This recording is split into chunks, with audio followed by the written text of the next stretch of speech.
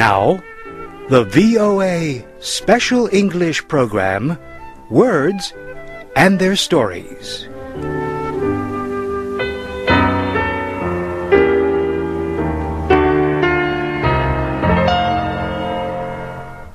Every week at this time, we tell about popular American words and expressions.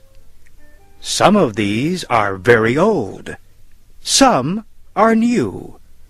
Together, they form the living speech of the American people. Today, we tell about the expression, down to earth. Down to earth means being open and honest. It is easy to deal with someone who is down to earth.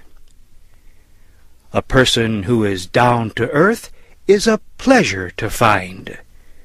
He or she accepts other people as equals. A down-to-earth person is the opposite of someone who acts important or proud. Down-to-earth people could be important members of society, but they do not consider themselves to be better than others who are less important. They do not let their importance go to their heads. Someone who lets something go to his head feels he is better than others. He has a big head. A person who is filled with his own importance and pride is said to have his nose in the air. Often, the person who has a big head and his nose in the air has no reason to feel better than others. He surely is the opposite of someone who is down to earth. Americans use another expression that is similar in some ways to down to earth. The expression is both feet on the ground. Someone with both feet on the ground is a person with a good understanding of reality. She has what is called common sense. She may have dreams, but she does not allow them to block her understanding of what is real. The opposite kind of person is one who has his head in the clouds.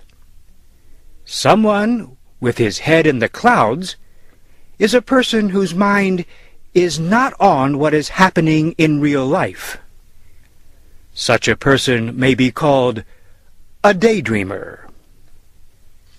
Sometimes, a person with his head in the clouds can be brought back to reality.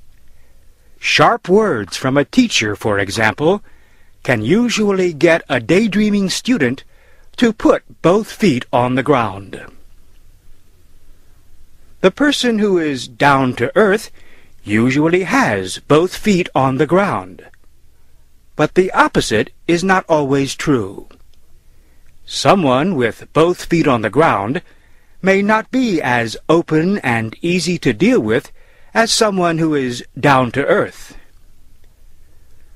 When we have both our feet firmly on the ground, and when we are down to earth, we do not have our noses in the air. We act honestly and openly to others. Our lives are like the ground below us, solid and strong.